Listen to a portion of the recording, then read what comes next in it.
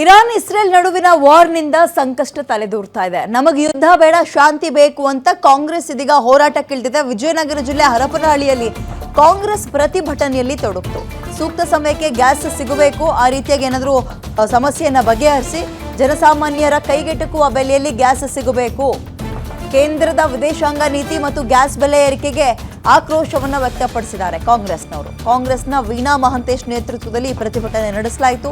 ಸೌದೆ ಒಲೆಯಲ್ಲಿ ಅಡಿಗೆ ಮಾಡೋದರ ಮುಖಾಂತರ ಒಂದು ವಿನೂತನ ಪ್ರೊಟೆಸ್ಟ್ಗೂ ಕೂಡ ಮುಂದಾದರು. ಕೇಂದ್ರ ಸರ್ಕಾರದ ವಿರುದ್ಧ ಘೋಷಣೆ ಕೂಗಿ ಆಕ್ರೋಶವನ್ನು ವ್ಯಕ್ತಪಡಿಸಿದ್ರು. ಇಲ್ಲಿ ಒಂದು ಪ್ರಶ್ನೆ ಮಾಡಬೇಕಾಗಿರೋದು, ಇವರ ಪ್ರತಿಭಟನೆಗೆ ಅರ್ಥ ಇಲ್ಲ ಅಂತಲ್ಲ.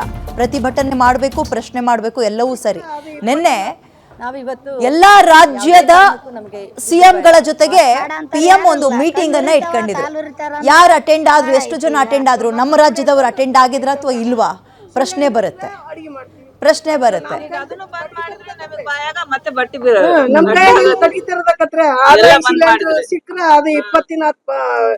ಇದನ್ ಮಾಡಿ ಇವತ್ತು ಬರತ್ ನೋಡ್ರಿ. ನಮಗ್ ಒಂದ್ ಸಿಲಿಂಡರ್ ಮಕ್ಳು ದುಡಿಯಾಕ ಹೋದ್ರ ನಮ್ಮಿ ತಂದ ಸಿಲಿಂಡರ್ ಇದ್ರ ಅಡಿಗೆ ಮಾಡ್ತೀವಿ. ಅದಕ್ಕೆ ನಮ್ ಕೈ ಕಟ್ಗಿ ತರದ